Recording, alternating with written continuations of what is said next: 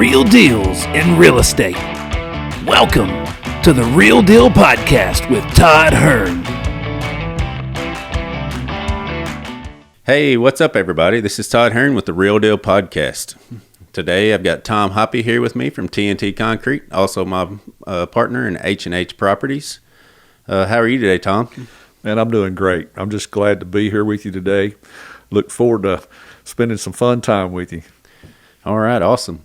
We're gonna get into a lot of stuff today, as far as from real estate all the way into just our past relationship and where we came from, and how we've grown as friends, and today where we're partners in a great business.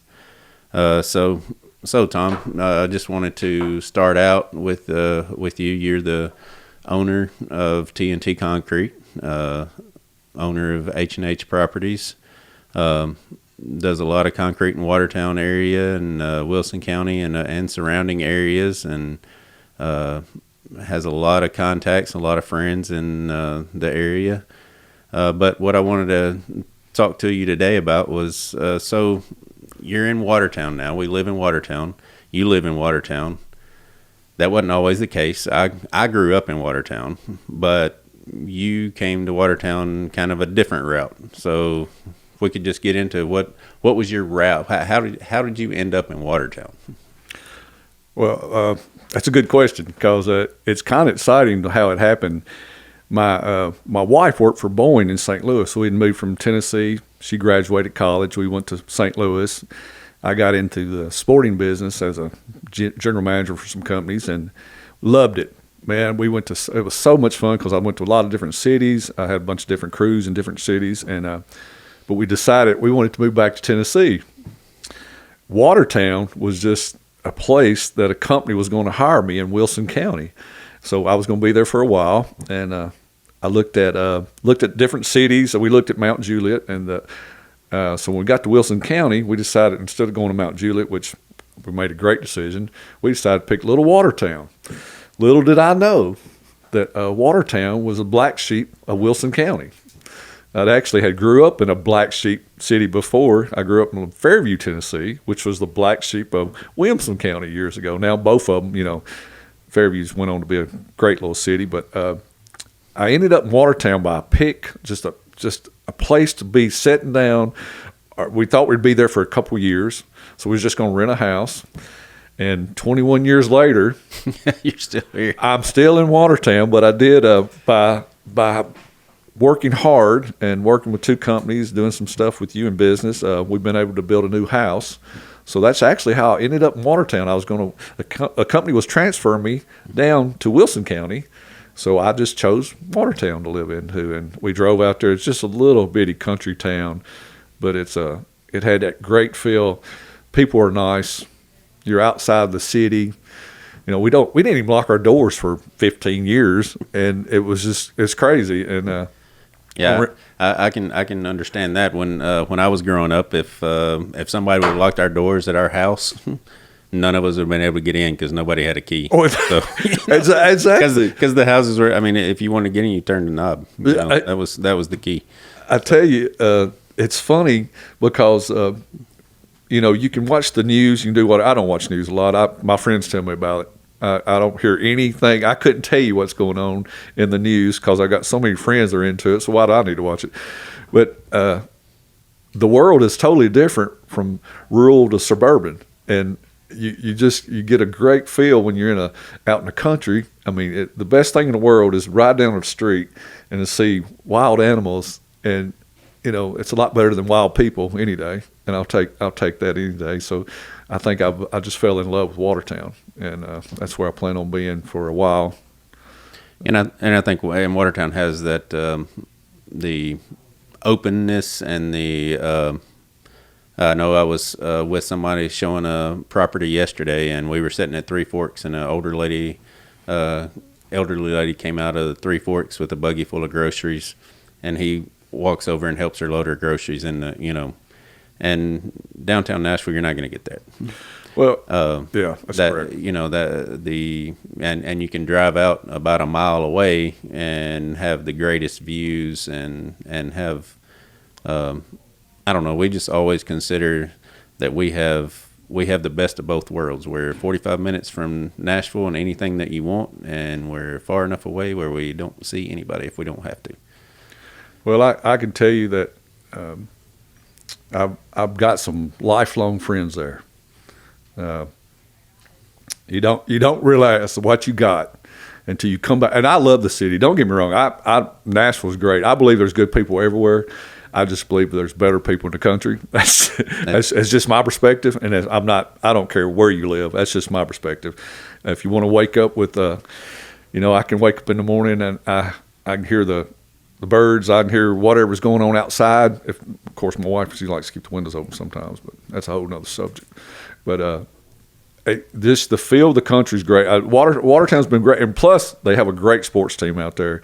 And if you follow high school football, I mean, you want to be somewhere where they're having fun, and it's just a small town feel. I really enjoy it. I don't plan on moving no time soon. So, awesome! I know you have a beautiful new home, yep. and it's really nice, and I know you enjoy that, and I know you're really proud of that. Yep.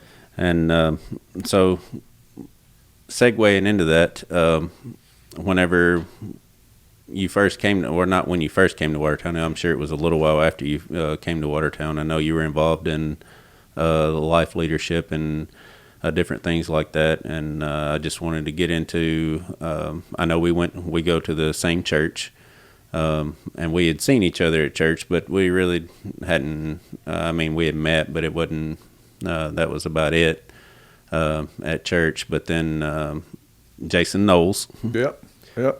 Played basketball with Jason all the time, and he tried to get me to come to life leadership and get involved with that. And at first I was like, "Oh, dude, I'm not doing anything like that. I don't know what you're talking about." And then he finally got me to come to his house and that's where I met Tom. I won't say it's where I met Tom. That's where I kind of got to talking to Tom, and we became friends from there. And I was just going to get your side of that. I know what my side is, so I was just going to see what your side of how all of that came about through, and how life leadership had helped you and other leadership entities. Well, the best thing that happened to me at a young age, when I was in the management world and going through management learning, I had some great mentorship. And I believe if you want to be good at something, find the person who's the best at what you want to be and go duplicate what they do. And if you can do that, you usually are going to strive in different ways. I mean, life's going to happen, stuff's going to happen, but life leadership was just that. It was some guys who got together and put some of the best leadership material out there that you could use in all phases of life. You could use it with your marriage, you could use it with economics, finance, anything you could think of. There was perspectives on it that guys had went through different areas in life, and they were top people in their fields. So I'm like, well, that's what I want to be around. And to be in business, you need to surround yourself with people that are top in their fields, and that's why I chose life leadership. Of course, there was some money you could make, but the money wasn't as important to me as what you could learn. And anytime you can learn from somebody who's already walked the path, you're on a successful path yourself.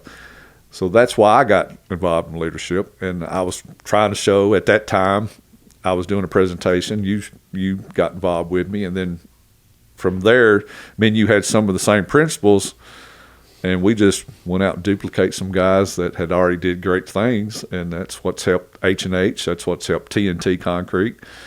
I believe if you're going to do well in business, you just need a system. You put a system in place and follow that, and you follow one system, not several systems, you're going to do better than following a bunch of systems. So that's all we've done.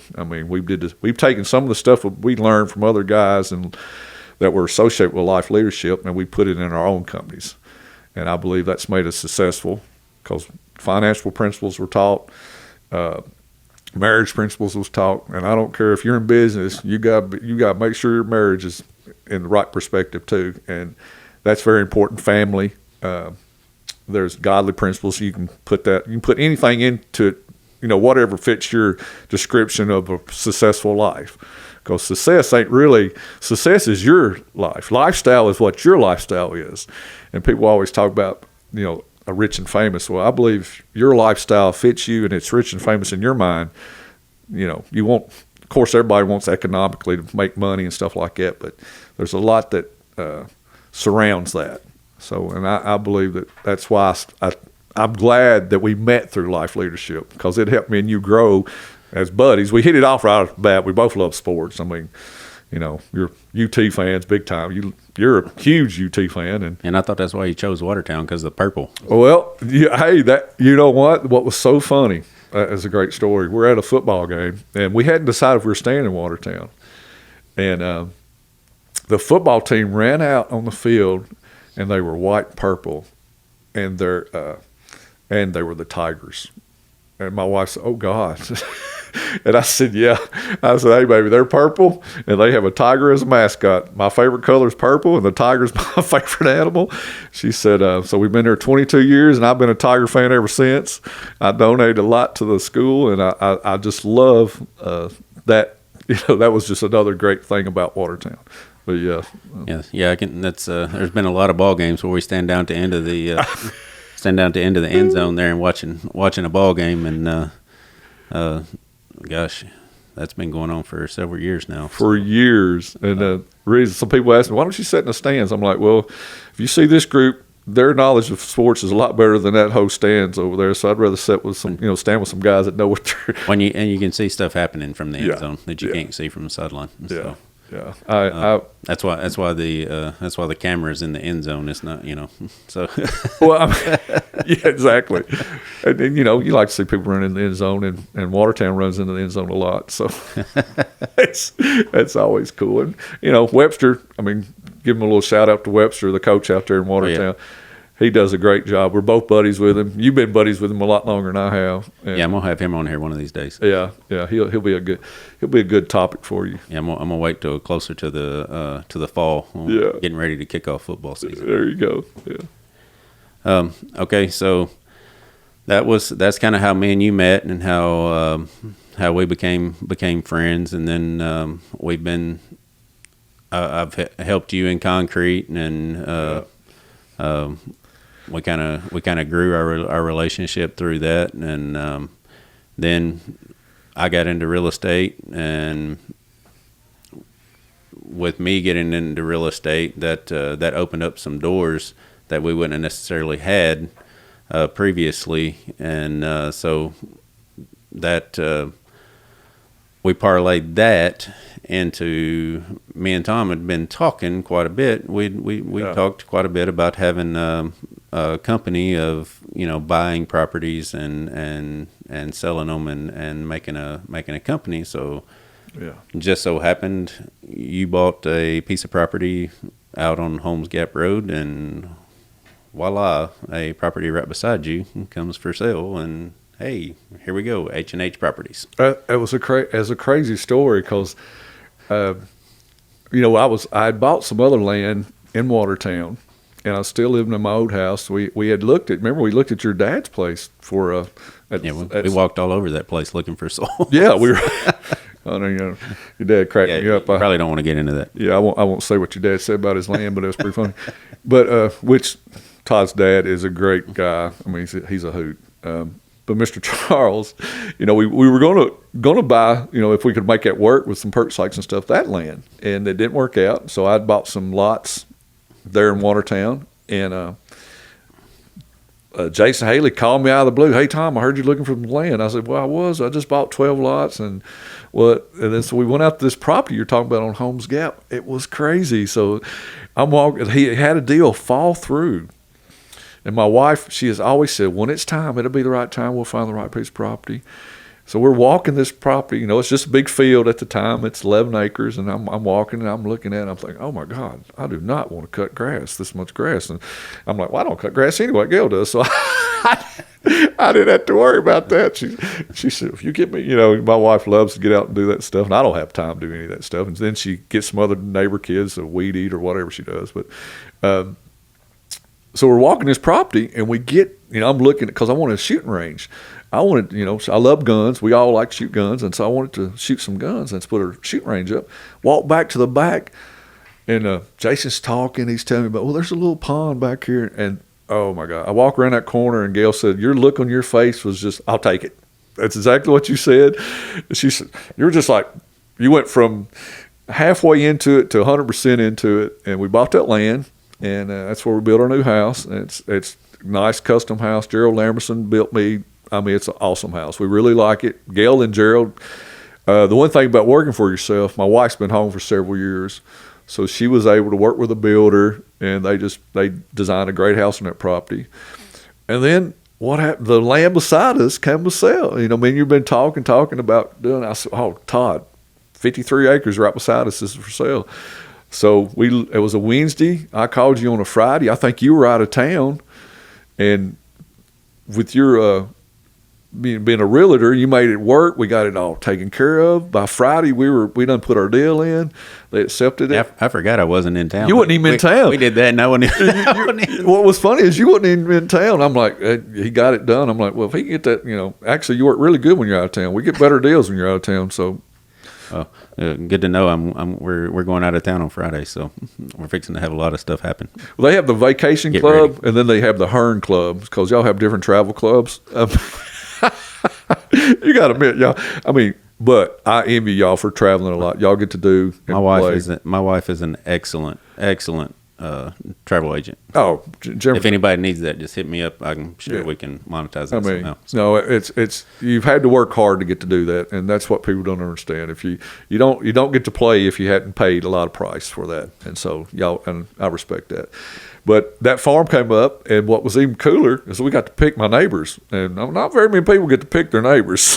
That's very true. You did. So I handpicked my neighbors. And, my buddy come out there, bought some acres from us, and it's just it's prospered. And we now own another farm. We're going to divide that up, and we're looking at a lot of deals out there. And that's how that H&H came about. Was somebody put a sign on the gate, and we bought the property, and we went into business for ourselves. Yeah, I'm pretty sure we've been talking about that for a little bit before that. Oh yeah, as well. There was a few conversations that happened in the pool when we were having some family time with the girls. Yeah. And we had talked about it for a while. Yeah, so I'm pretty sure that was something that had been in the making for a while. Yeah. And whenever that property right beside, it was just like, it's perfect timing. Yeah, it's perfect timing, perfect location. And then we get in there, and we're trying to hurry and get everything done because we don't really know what we're doing. Yeah. And yeah. And so I love Theo, but we sold him that 20 acres, and then we get the soils done, and we're like, oh. Yeah, there was everything has a learning curve. Yep. and we learned a big one. But we learn, and now you just move on. And I'm glad Theo's my neighbor. I'm glad everything worked out that way for everybody. But it's just like concrete. You learn and move on. And if you make a mistake once, okay. If you make this mistake twice, shame on you. If you do it 3 times, you're just plain dumb. And so we got our first one. We got our pass, so it's okay. We'll be all right. Oh yeah. I'm excited. We got the new property out of Kennedy Creek. On Kennedy Creek, and we're getting that going now. We just got the soils done, waiting on that to finalize and get some surveys done and see where we can go with that, and then move on to another one. So I think we got a couple to look at here shortly. Don't forget that. Yeah, it's funny. It is when people say, "I'm really." It cracks me up when people say they don't have time or they're too busy. I'm like, what? There's so much. Time is part of it. If you can just manage time, that's what we got to do the best. And you do that well. I've learned to do that really well over the time. And there's a lot of land out there. You just got to find the right deals. And that's Wilson County is, they really value their land right now. Let's just say it that way. Oh yeah, there's I had somebody ask me the other day. They were looking for a deal, and I know this is the Real Deal podcast, but I'm gonna be honest with you. Wilson County, no deals. No. They're not out there right now. Well, I tell you, I got a buddy that's in real estate, and he's got this podcast. He even tried to sell my place. So I had just got my farm, and he had a guy who was going to try to buy my place. I don't know what you're talking about. I ain't even built my house yet, and I mean, I really liked Todd, but I didn't like him out. And it was a great offer, but I'm like, dude, I'm not selling my place. I could have tripled your money. Well, I don't know. Triple. Actually, it was more than that. But what was funny is I couldn't believe you said, "Hey, I can sell your place." He's trying to sell my own place out from under me. But I understand why, because it is a very nice place, and the land is very nice. Hey, you get the house on it. We can still sell it right now. Oh, I'm telling you, there's everything. It's so funny. So one of my friends asked me the other day, "Tom, is this where you're gonna die?" I said, "Well, no, it was for sale when I started building it." He said, "I thought, are you serious? It's like my last house. You know how much profit I can make out of it?" Of course, we did really well, and we had been good stewards with money. And so, I mean, my house is appraised for way more than I got in it now, and the land. And I'm just happy how my life has really went since I met. I mean, we've been buddies for a long time, and we've saw each other ups and downs and all that. And right now, we're just everything that we've worked hard for. Both of us and both our different aspects of our worlds are paying off, and it's just hard work. That doesn't mean that we're there. You can always learn, and you cannot, you're never. That's what a lot of my friends, they say, "Well, I can't teach an old dog new tricks." I'm like, that is the dumbest expression I've ever heard in my life. I'm 55 and I'm still changing every day, and I think you should adapt and change with the way the world changes, and that just That's something I've watched both of us do. We've had to adapt and change. And so I really appreciate our friendship. I'm glad you're doing this podcast. It's really cool. And this picture of you but in front of me is it's cracking me up because that's a good, actually that's a good picture of you if you think about it. Yeah, we got to do something about that little white spot on top right there, though. I'm not very fond of that. Well, yeah, I've got a lot of that going on. I got especially my younger daughter. She takes very much pride in all of those gray hairs. She says she gave me all those. So yeah, they're definitely earned. I mean, I'm not talking about your kids or anything. They're just earned through life. Oh no, she enjoys the fact that she. But I've got two great kids. So yeah, you do. I think that's any parent is going to have. Their trials and tribulations with their kids. I know my parents had their trials and tribulations with me. Yeah. So, I mean, if you don't, you're not really. I have to remind my wife of that sometimes. She gets a little upset with our kids, and I'm like, "Do you remember when we were that age?" We definitely don't need to talk about that on a podcast. Well, we both know each other's families, and we both know each other's details, and we both know things we're not going to say today. And I mean, it's just play. We got good kids. Well, thank you for coming in today, Tom, and being with me. I appreciate it on this first show. Well, anything for you. I do a lot for my kids. I travel all over the world, so I thought I could come down to Nashville for you. But I think this is a great idea. You're going to do well with this podcast, and I look forward to listening to the future episodes. So I appreciate you having me in today. I appreciate that, Tom. That means a lot coming from a peer, and I really appreciate that. And that's going to do it for today for this inaugural show. I really enjoyed it. This is Todd Hearn with the Real Deal Podcast. Come join us next time.